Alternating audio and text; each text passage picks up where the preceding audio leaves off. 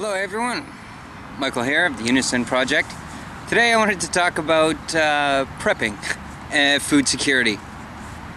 I was watching on the internet, as I do, a lot of videos on people were preparing for when the shit hits the fan, collapse of civilization, zombie apocalypse, whatever, it doesn't matter. It's the sentiment I understand and I appreciate is to prepare for the unknown.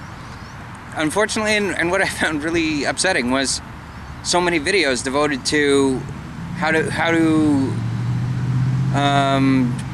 shoot your neighbor over a bag of dried beans or and I think that if you have to worry about your neighbor coming over and you have to kill him because you have a can of spaghetti sauce and it's the last can of spaghetti sauce, I think that your prepping has failed to a point so many times beyond out of your control that you can't even call it prepping. You've messed it up badly.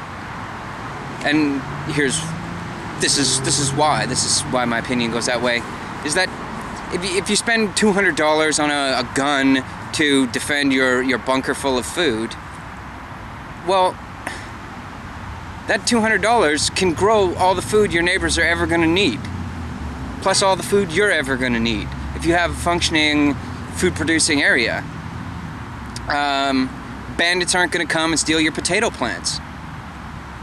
It's the most secure place I can think of for your food to be is hanging on a tree 600 yards from the nearest road access, not packaged and tinned and put, held up in your basement.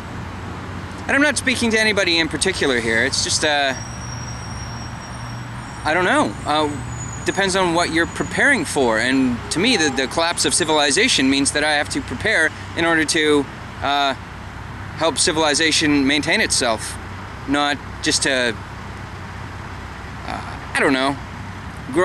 You grow food for people so that they don't shoot each other over it. I don't think you need to blast your neighbor in the head. I think you need to show compassion for his ignorance. If it pans out that the world fell apart and he wasn't ready, there's no reason why you can't spend your dollar and your hour of your time putting in some extra potatoes somewhere. That's just what I'm thinking.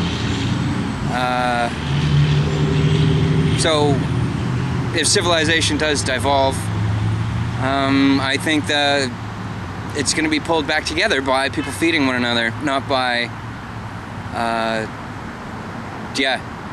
don't know, if the first thing people think of is the worst case scenario, and then there's nothing in between, I don't think it's preparing for a very, very exotic set of circumstances that are much more easily avoided than coped with. You can just, with what we know nowadays, you can grow all the food you could ever want. Play Johnny Appleseed. That's how I like to look at it. There's no reason why disputes over food should ever hurt anyone ever. So precipitating it on ourselves by building a big cache of food and then walls around it and sitting in the walls pointing guns outward, that is, to me, the ultimate prepping fail. When when transportation goes down, there should already be food available. That's what I think. I don't direct this at, of course, any of the ultra gun crazy people, because offending them is just generally a bad idea. So to you, no, you've got it exactly right. But to everybody else, those are my 2 cents.